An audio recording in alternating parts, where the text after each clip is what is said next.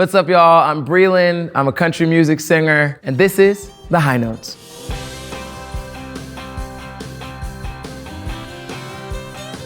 Today we're gonna be talking about my move to Nashville and how it changed the trajectory of my career and my life. My parents are gospel singers. They met in the Howard Gospel Choir back in the 80s, and then they had an artist career as like a gospel duo, and it just didn't really pan out, partly because they had kids and a family to feed. And I grew up singing in church and kind of watching them pursue this dream that never quite got there. And I think that was the thing that really made me feel like, one day I want to do it, partly because I saw that it didn't work out for them and they had all the talent in the world. So I was like, I'm gonna make this happen. So I was living in Atlanta for a few years, writing and producing, and spent a lot of time talking to family and friends about what I should do next, because I just didn't feel like Atlanta was the best move for me. Ended up getting a text and then a call that brought me to Nashville really for the second time ever, and really made me feel like, okay, this is a move that I want to make. I get this random text that says, yo, with like 6 O's, yo, DB, which nobody calls me DB, but he got this off. He said, yo, DB, this is Keith, and then in parentheses, as in Urban. And I was like, is this Keith Urban? I was like, what's going on? It was like early in the morning. I was like, this is ridiculous. He said, I'm gonna give you a call in a little bit. I'd love to chat with you about music. And I was like, okay, great. And he called me, and it was like probably 12 hours later. He called me at like 8 p.m. and I waited by my phone all day, and I tried not to pick it up on the first ring. I was like, nah, I'm gonna play it cool. And I was like, nah, I'm gonna just answer this call. He told me that he heard some of my music. He saw an interview that I did. He appreciated the fusion of genres, and obviously that's something that he's been very passionate about. And he was like, let me know when you'll be in Nashville next. And I was like, oh, dog, I will be at your house tomorrow morning.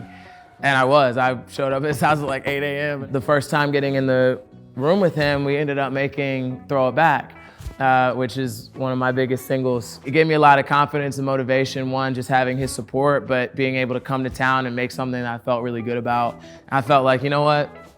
This is something that I can do. Yeah, moving to Nashville, it wasn't just like one trip. I didn't really plan it out all the way. I just saw a spot in town that I wanted, and I was able to move in on it very quickly. But my lease wasn't up in Atlanta for like another couple months. So I literally would just, like each weekend, I would just drive back and grab more stuff until I eventually had all of it. I probably made 4 or 5 trips total over the span of like 8 weeks.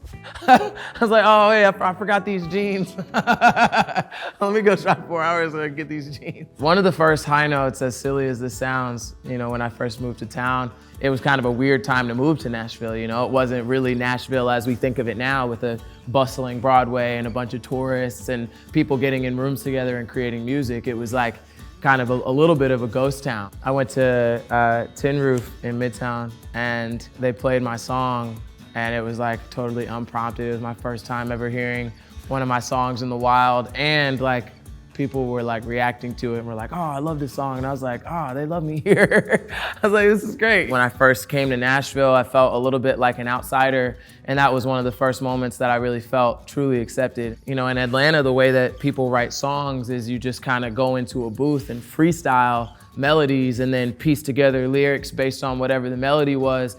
In Nashville, it's very collaborative the whole way through. And you really sit and debate every single line. So the way that I create music has shifted a lot. When the process of how you create music changes, your perspective on how you relate to people also changes. You could literally go to Tin Roof or Red Door or the Soho House and run into someone that you could end up making a hit song with, or go to a writer's round or a whiskey jam. There's so many different conventions that Nashville has and opportunities for people who are new to town to connect with other people. Nashville is definitely a place for aspiring country artists to come, but it's also a place for aspiring artists of any genre. A lot of people look at country music as this linear, stagnant thing, when in reality it's constantly moving. Country music is a direct reflection of where we are as a culture. And I think the type of music that I make changes the trajectory of country music even more, because I'm blending genres that often get overlooked. It changes the trajectory of the genre and it pushes it into a new space. Thanks for watching. Of course, make sure to like and subscribe